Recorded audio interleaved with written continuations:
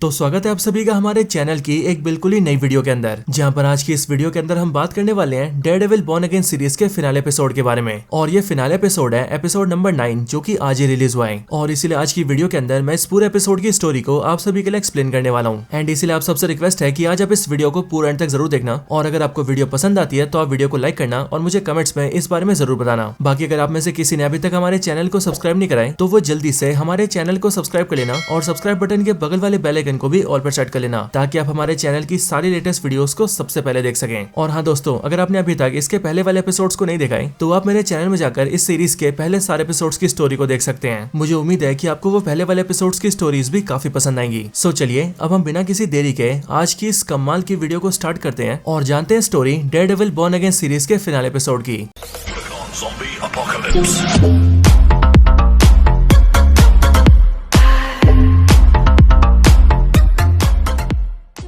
तो पिछले एपिसोड में हमने देखा था कि मैट मुर्डॉक फॉगी की मौत के बारे में ये जान जाता है कि फॉगी के कातिल बुलसाई ने उसे बदला लेने के लिए नहीं बल्कि उसे किसी के कहने पर मारा था। और वो भी इसीलिए क्योंकि फॉगी किसी केस पर काम कर रहा था जिस केस से कोई बहुत बड़ा खुलासा होने वाला था। और फिर इसीलिए इस बात को जानकर मैट छानबीन करता है, जिसके बाद जाकर उसे पता लगता है कि फॉगी को मरवाने के पीछे विल्सन फिस्क का हाथ है। और फिर इसीलिए ये जानकर वो विल्सन फिस्क की पार्टी में जाता है ताकि वो उससे मिल सके। लेकिन उसकी पार्टी में आने के बाद उसे पता लगता है कि एक्चुअल में फॉगी को मरवाने के पीछे विल्सन फिस्क भी नहीं बल्कि उसकी वाइफ वेनिसा का हाथ है। लेकिन मैट उसके आगे कुछ कर पाता कि उससे पहले हम ये देखते हैं कि उस पार्टी में बुलसाई भी आता है एंड वो विल्सन फिस्क पर गोली चलाता है। लेकिन मैट उस गोली के सामने आ जाता है और वो विल्सन फिस्क की जान बचा लेता है। लेकिन मैट को गोली लगने की वजह से वो पूरी तरह से घायल हो जाता है और बुलसाई भी मौका देखकर वहां से भाग जाता है। अब आगे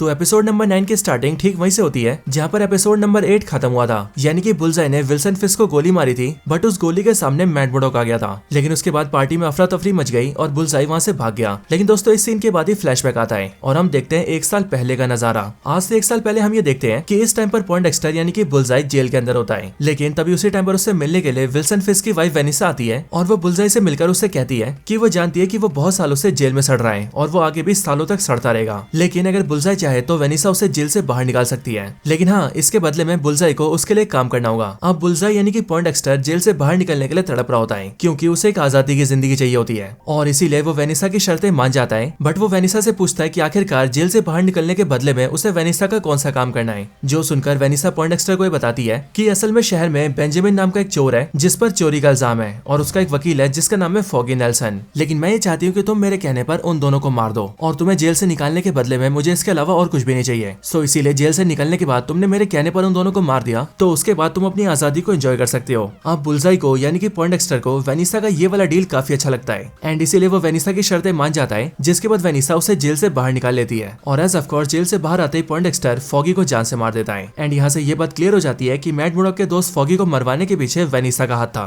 हालांकि दोस्तों वेनिसा ने ऐसा क्यों करवाया था ये आप सभी का एपिसोड में आगे चल के पता लगेगा और एक्चुअल में वेनिसा के ऐसा करवाने के पीछे काफी बड़ा रीजन है। लेकिन दोस्तों अब इसके बाद ही हम प्रेजेंट टाइम में मैट मुर्डॉक को देखते हैं जो कि गोली लगने की वजह से इस टाइम पर हॉस्पिटल में होता है। और यहाँ पर इस टाइम पर उसके साथ उसकी लॉ फर्म की पार्टनर एंड उसकी गर्लफ्रेंड डॉक्टर हैदर होते हैं। अब यहाँ पर ही मैट मुर्डॉक को होश आता है। लेकिन होश आने के बाद ही मैट सीधा सभी से कहता है कि मुझे पता चल चुका है कि फॉगी को मरवाने के पीछे वेनिसा का हाथ है और ये सारी चीजें फॉगी के उस केस से जुड़ी है जिस केस पर वो काम कर रहा था। एंड इसीलिए मुझे फॉगी के उस वाले केस की फाइल चाहिए ताकि उस केस के बारे में जानकर मैं ये पता कर सकूं कि आखिरकार वेनिसा ने फॉगी को क्यों मरवाया है। हालांकि इसके बाद ही हम विल्सन फिस्क और उसकी वाइफ वेनिसा को देखते हैं जो कि अब सेफली अपने घर आ चुके हैं। लेकिन अब इसके बाद ही दिन बीत जाता है और हम अगले दिन मेयर ऑफिस में सभी को देखते हैं। यहाँ मेयर ऑफिस के अंदर मेयर विल्सन फिस्क होता है, यहाँ पर डैनियल और शीला होते हैं और साथ ही यहाँ पर पुलिस कमिश्नर भी होता है। अब यहाँ पर विल्सन फिस्क पुलिस कमिश्नर से कहता है कि वो पूरे शहर के सारे रास्ते बंद कर दे, सारे टनल को क्लोज करवा दे और पूरे शहर के सारे बॉर्डर्स को सील करवा दे, ना कोई अंदर आ पाए ना ही कोई बाहर आ पाए। और ऐसा सब इसीलिए ताकि पॉइंटडेक्स्टर शहर से बाहर न भाग पाए क्योंकि विल्सन फिस्क को किसी भी हालत में पॉइंटडेक्स्टर जिंदा चाहिए ताकि वो उसे बता सके कि विल्सन फिस्क पर गोली चलाने का अंजाम क्या होता है। लेकिन दोस्तों यहाँ पर हम ये देखते हैं कि विल्सन फिस्क की बात सुनकर उसके असिस्टेंट शीला और पुलिस कमिश्नर दोनों इस बात का विरोध करते हैं और वो विल्सन फिस्क को ये समझाते हैं कि वो लोग ऐसा नहीं कर सकते क्योंकि पूरे शहर के ऐसे हालात तभी किए जा सकते हैं जब शहर के लोगों पर कोई बहुत ही बड़ा खतरा हो और इसलिए मेयर जब चाहे तब ऐसा नहीं कर सकता। लेकिन यहाँ पर मेयर विल्सन फिस्क उनकी बात नहीं सुनता है एंड वो अपनी मनमर्जी करता है और वो उन सबसे कहता है कि जो उसने कहा है बस उन सबका पालन किया जाए। लेकिन अब इसके बाद ही विल्सन फिस्क अपने बॉडीगार्ड बक को बुलाता है और वो उससे मैट की हालत पूछता है, जिस पर बक उसे बताता है कि मैट मुर्डॉक अभी खतरे से बाहर है एंड वो हॉस्पिटल में इलाज इलाज करवा रहा है। लेकिन दोस्तों यहाँ पर हम एक अजीब चीज देखते हैं। हम ये देखते हैं कि यहाँ पर विल्सन फिस्क मैट का शुक्रिया अदा नहीं करता है, बल्कि वो इसकी बजाय बक से ये कहता है कि वो आज रात को हॉस्पिटल जाकर मैट मुर्डॉक को जान से मार दे, क्योंकि अगर मैट मुर्डॉक मर गया तो लोगों के बीच भावनाएं जाग जाएंगी और शहर के सभी लोगों को उससे बहुत ज्यादा इमोशन होगा,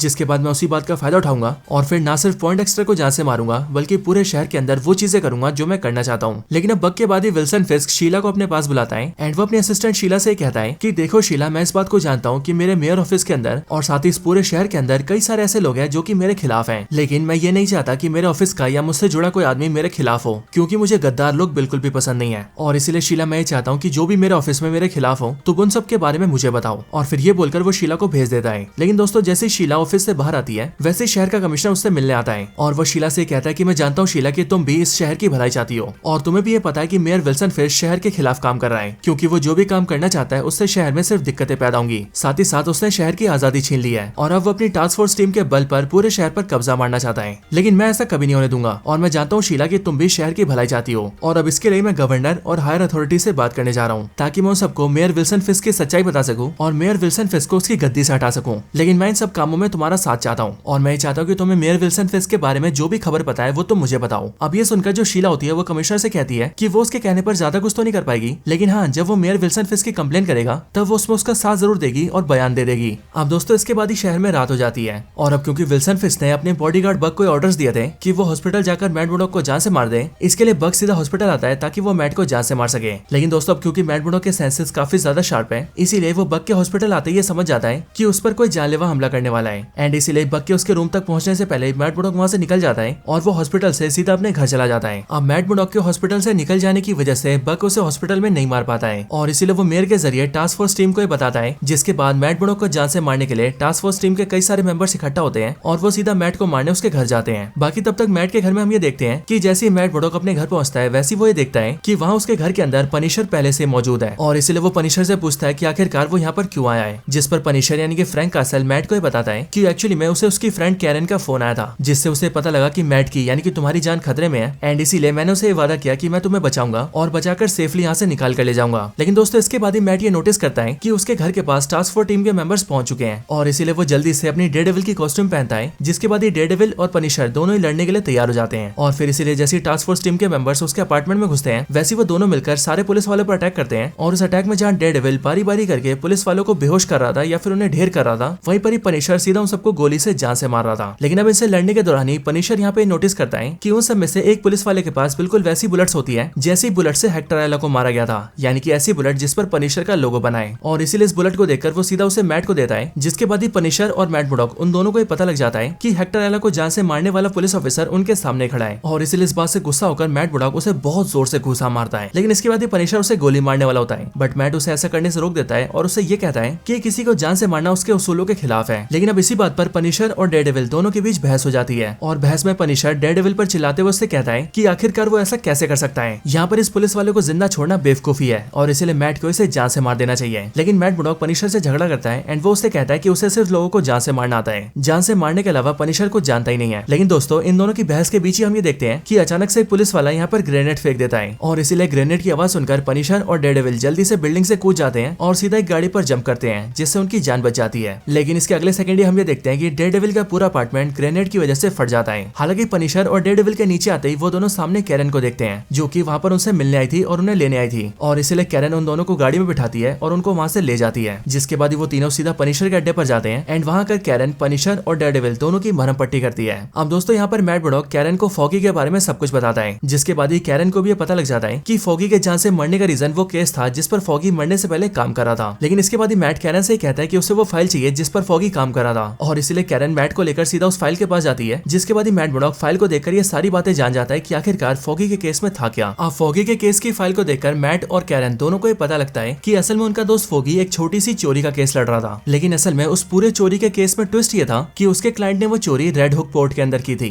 और इसीलिए अपने केस पर स्टडी करके फॉगी ने जान लिया था कि असल में रेड हुक पोर्ट और उसके आसपास का पूरा एरिया एक बहुत ही पुराने लॉ की वजह से न्यूयॉर्क सिटी और अमेरिका दोनों की गवर्नेंस से बाहर है। यानी कि पूरे रेड हुक पोर्ट के ऊपर न्यूयॉर्क सिटी तो क्या बल्कि अमेरिका का भी कोई कानून लागू नहीं होता और अब क्योंकि उस पोर्ट के ऊपर यूएस का कोई कानून ही लागू नहीं होता, इसीलिए वहाँ पर किए गए किसी भी प्रकार के जुर्म को लेकर कोई भी कोर्ट किसी को भी कोई सजा नहीं दे सकती और इसीलिए फॉगी का जो क्लाइंट था जिसने चोरी की थी उसे भी कोर्ट की तरफ से उसकी चोरी के लिए कोई सजा नहीं नहीं मिल सकती। अब दोस्तों ये सारी बात जानने के बाद ही मैट मर्डॉक और कैरन दोनों को ये पता लगता है कि असल में न्यूयॉर्क सिटी का रेड हुक पोर्ट एक फ्री पोर्ट है, यानी कि इस पोर्ट पर कोई कानून लागू नहीं होता और इसीलिए कोई भी आदमी इस पोर्ट पर कुछ भी कर सकता है। फिर चाहे कोई क्राइम हो, कोई गलत काम हो, कोई स्मगलिंग हो या फिर किसी चीज का गलत सप्लाई क्यों ना हो, इस पोर्ट से किए जाने वाले किसी भी काम के लिए कोई मनाही नहीं है। लेकिन मैट के मुंह से इस बात को सुनकर कैरन उससे कहती है कि अगर ये पोर्ट फ्री भी था तो फॉगी का इससे क्या लेना देना, आखिरकार फॉगी को मरवाया क्यों गया। बट ये सुनकर ही मैट कैरन को बताता है कि इसके पीछे बहुत बड़ी गेम छुपी है। असल में red hook port free port है, इस बारे में बहुत ही कम लोग जानते हैं, लेकिन विल्सन फिस्क और उसकी वाइफ वेनिसा दोनों ये जानते थे और इसलिए बीते बहुत सालों से वेनिसा उस पोर्ट के जरिए बहुत सारे गलत काम कर रही है। वो उस पोर्ट के जरिए इलीगल बहुत सारा माल सप्लाई करती है और साथ ही साथ उसी पोर्ट के जरिए वो हवाला भी करती है, यानी कि मनी लॉन्ड्रिंग, ब्लैक मनी को व्हाइट करना। और तो और विल्सन फिस्क मेयर बनने के बाद इस पोर्ट पर और ज्यादा कब्जा करना चाहता है ताकि वो इस पोर्ट पर गैम्बलिंग, सट्टेबाजी और ऐसे सारे काम करवा सके। लेकिन अब क्योंकि फॉगी के एक छोटे से चोरी के केस की वजह से ये पूरा रेड हुक पोर्ट कोर्ट और पूरे कंट्री के सामने एक्सपोज हो सकता था और सभी लोग ये जान सकते थे कि आखिरकार इस पोर्ट के अंदर क्या चल रहा है। एंड साथ ही साथ फ्री पोर्ट जानने के बाद काफी सारे क्रिमिनल्स भी इस पोर्ट पर कब्जा करने की कोशिश कर सकते थे, जो चीज वेनिसा कभी नहीं चाहती थी। और इसीलिए रेड हुक पोर्ट की सच्चाई और उसकी जानकारी कभी बाहर ना आए, इसके लिए उसने फॉगी और उसके क्लाइंट को जान से मरवा दिया ताकि पूरा केस ऑटोमेटिकली क्लोज हो जाए। लेकिन अब ये सब जानने के बाद ही मैट मर्डॉक कैरन के साथ ये डिसाइड करता है कि अब वो लोग सीधा उस पोर्ट के पास जाएंगे और देखेंगे कि आखिरकार वो लोग यहाँ पर क्या गेम खेलते हैं। लेकिन दोस्तों हम ये देखते हैं कि इसी टाइम पर विल्सन फिस्क एक बहुत ही बड़ा गेम खेलता है। वो पूरे शहर की बिजली काट देता है, जिससे पूरे शहर के अंदर अंधेरा हो जाता है और फिर उसके बाद वो अपने गुंडों की मदद से शहर के अंदर तबाही मचा देता है, जैसे कि दुकानें लूटना, शहर में जगह जगह आग लगाना और मासूम लोगों को पिटवाना। और असल में ये सब करने के पीछे उसका ये प्लान होता है कि वो इन सब चीजों का जो ब्लेम है वो विजिलेंटीज पर डाल सके। लेकिन दोस्तों इसी टाइम पर हम पनिशर को भी देखते हैं, जिसे विल्सन फिस्क के टास्क फोर्स ऑफिसर्स की लोकेशन मिल जाती है और इसीलिए वो उन सबको मारने वहां पर जाता है। एंड वो यहाँ पर आकर कईयों को मार भी देता है, लेकिन अब क्योंकि ये लोग बहुत ज्यादा होते हैं इसीलिए ये लोग पनिशर को कैप्चर कर लेते हैं। अब इसके बाद ही हम मेयर ऑफिस के अंदर विल्सन फिस्क को देखते हैं, जहाँ पर उससे मिलने के लिए शीला आती है एंड वो कमिश्नर और उसकी बात की रिकॉर्डिंग को विल्सन फिस्क को सुना देती है और ये उन दोनों की वही बातचीत होती है जो कि आज सुबह हुई थी। इसलिए इस रिकॉर्डिंग को सुनकर विल्सन फिस्क को ये पता लग जाता है कि पुलिस कमिश्नर उसके खिलाफ जा चुका है और अब वो गवर्नर और ऊपर की अथॉरिटी से उसकी कंप्लेन करने वाला है। और इसलिए इस बात को जानने के बाद ही वो पुलिस कमिश्नर की गाड़ी के ड्राइवर को मरवा देता है एंड ड्राइवर की जगह पर अपनी टास्क फोर्स टीम के मेंबर को बैठा देता है और पुलिस कमिश्नर को सीधा अपने अड्डे पर बुलवा लेता है। और अपने अड्डे पर लाने के बाद विल्सन फिस्क अपने हाथों से पुलिस कमिश्नर की जान ले लेता है और अपने हाथों से उसकी खोपड़ी तोड़ देता है। बाकी दोस्तों इसी टाइम पर डेडेविल और कैरन भी इस रेड हुक पोर्ट तक आ चुके थे, लेकिन यहाँ पर आने के बाद ये दोनों देखते हैं कि इस पूरे पोर्ट को चारों तरफ से टास्क फोर्स ने घेरा हुआ है। बट यहाँ पर मैट मर्डॉक अंदर जाने की जिद करता है ताकि वो अंदर की सारी चीजें जान सके, लेकिन कैरन उसे अंदर जाने से रोक देती है क्योंकि इस तरह से डेडेविल का अंदर जाना उसकी जान के लिए खतरा पैदा कर सकता है। और फिर इसीलिए ये दोनों यहाँ पर ये डिसाइड करते हैं कि इस काम को ये दोनों अकेले नहीं कर सकते हैं और इसीलिए अगर उन दोनों को इस पोर्ट की सच्चाई बाहर लानी है और विल्सन फिस्क को हराना है तो उन दोनों को एक आर्मी की जरूरत पड़ेगी, एक ऐसी आर्मी जो कि इस काम में उन लोगों का साथ दे सके। और फिर इसीलिए ये बात डिसाइड करके वो दोनों वहां से निकल जाते हैं। लेकिन अब इसके बाद ही रात बीत जाती है और अगली सुबह आती है। अगली सुबह विल्सन फिस्क अपने मेयर ऑफिस आता है, लेकिन यहाँ पर उससे मिलने के लिए डॉक्टर हैदर भी आती है, जो कि वैसे तो उसका हालचाल पूछने आई होती है, लेकिन यहाँ पर मेयर विल्सन फिस्क उसे अपने मेयर ऑफिस में काम दे देता है और उसे अपने डिपार्टमेंट से जोड़ने के लिए कहता है, जो ऑफर डॉक्टर हैदर को भी अच्छा लगता है, इसीलिए वो मेयर विल्सन फिस्क के साथ मिल जाती है। लेकिन दोस्तों अब इसके बाद ही मेयर विल्सन फिस्क न्यूज चैनल्स के ऊपर लाइव आता है और लाइव आने के बाद वो अपना मास्टर प्लान रिवील करता है। वो न्यूज चैनल्स पर लाइव आके सारे शहर के लोगों से कहता है कि असल में एक दिन पहले उसके ऊपर एक विजिलेंटी ने जानलेवा हमला किया था, लेकिन ऐसा होने के बाद कई सारे विजिलेंटीज ने कल रात को पूरे शहर की लाइट काट दी और शहर के सारे लॉ एंड ऑर्डर को तोड़ दिया। सारे विजिलेंटीज ने दुकानें चोरी की, उन्होंने लूटपाट मचाई, पूरे शहर में आग लगा दी और इस शहर को बद से बदतर कर दिया। वैसे दोस्तों हम सभी जानते हैं कि ये सब करवाने वाला मेयर विल्सन फिस्क था और उसने ये सब इसलिए किया था ताकि वो विजिलेंटीज को शहर से खदेड़ सके और पूरे शहर के सामने हीरो बन सके। लेकिन अब लाइव के अंदर मेयर विल्सन फिस्क आगे कहता है कि अब धीरे धीरे करके शहर में विजिलेंटीज का आतंक बढ़ता जा रहा है, क्योंकि पहले विजिलेंटी ने उस पर जानलेवा हमला किया और फिर कल रात को बहुत सारे विजिलेंटीज ने पूरे शहर को बद से बदतर बना दिया। लेकिन अब वो यानी कि शहर का मेयर ये सब और बर्दाश्त नहीं करेगा और इसलिए वो ऐलान कर रहा है कि अब से वो पूरे शहर में मार्शल लॉ डिप्लॉय कर रहा है और आज रात को 8 बजे के बाद से कर्फ्यू लगा रहा है। और फिर इसीलिए आज रात को 8 बजे के बाद उसे अगर कोई विजिलेंटी मिलता है तो उस विजिलेंटी पर कड़क एक्शन लिया जाएगा। एंड अब ये सब करके विल्सन फिस्क न सिर्फ अपने प्लान में कामयाब हो जाता है, बल्कि अब उसके काम में पूरा शहर भी उसके सपोर्ट में होता है। लेकिन दोस्तों अब इस एपिसोड का फाइनल सीन आता है, जहाँ पर हम मैट मर्डॉक और कैरन को देखते हैं, जिन्होंने कि इस टाइम पर विल्सन फिस्क से लड़ने के लिए अपने कई सारे साथियों की टीम तैयार कर ली थी और इस टीम के अंदर चेरी, डिटेक्टिव किम और ऐसे कई सारे लोग थे जो कि अब डेयरडेविल की टीम का हिस्सा थे। लेकिन दोस्तों अब इसके बाद ही हम विल्सन फिस्क और उसकी वाइफ वेनिसा को देखते हैं और यहाँ पर विल्सन फिस्क वेनिसा को लेकर एक ऐसी जेल में आता है जो कि उसकी प्राइवेट जेल थी और यहाँ पर वो सारे लोग कैद में थे जो कि या तो विल्सन फिस्क के खिलाफ थे या फिर इन्होंने विल्सन फिस्क की बात नहीं मानी थी और इन्हीं रीजंस की वजह से विल्सन फिस्क ने इन सभी को अपनी प्राइवेट जेल के अंदर कैद कर रखा था। लेकिन दोस्तों इसी जेल के अंदर पनिशर भी होता है, क्योंकि टास्क फोर्स टीम के ऑफिसर्स ने उसे पकड़ के यहीं पर डाल दिया था। लेकिन अब इन सब के बाद विल्सन फिस्क अपनी वाइफ वेनिसा के साथ डिनर करता है और अब ये पूरी तरह से शहर को अपने कब्जे में ले चुका है, इसलिए विल्सन फिस्क यहाँ पर बहुत ज्यादा खुश होता है। लेकिन लेकिन दोस्तों अब डेयरडेविल अपनी पूरी टीम के साथ किंगपिन के खिलाफ जाने के लिए पूरी तरह से तैयार है और अब वो न सिर्फ किंगपिन से पंगा लेगा बल्कि वो उसके पूरे क्राइम सिंडिकेट को ब्रेक करके रहेगा। लेकिन दोस्तों ये सब होगा डेयरडेविल बॉर्न अगेन के सीजन 2 के अंदर, जो कि रिलीज होने वाला है अगले साल यानी कि 2026 में। लेकिन दोस्तों सीरीज के खत्म होने के बाद ही सीरीज के अंदर एक पोस्ट क्रेडिट सीन भी है और इस पोस्ट क्रेडिट सीन के अंदर हम विल्सन फिस्क की उसी जेल को देखते हैं जहाँ पर पनिशर को भी रखा गया था। लेकिन यहाँ पर हम ये नोटिस करते हैं कि जो पुलिस वाला पनिशर के सेल के सामने खड़ा होकर रखवाली कर रहा था, पनिशर उससे बातचीत करने की कोशिश करता है और उससे बातचीत करके पनिशर उसे अपने पास बुलाता है ताकि वो उससे हाथ मिला सके। लेकिन वो पुलिस ऑफिसर जैसे ही पनिशर से हाथ मिलाता है वैसे ही पनिशर उसका हाथ तोड़ देता है। और वैसे तो ये सीन यहीं पर ही एंड हो जाता है, लेकिन हमें हिंट मिल जाता है कि अब इसका हाथ तोड़ के पनिशर इसकी जेब से चाबियां निकालेगा और बड़े आराम से इस जेल से बाहर भाग जाएगा। लेकिन दोस्तों ये सारी कहानियां सीजन 2 की। अगर मैं सीजन 1 की बात करूं तो इसकी पूरी स्टोरी यहीं पर खत्म होती है।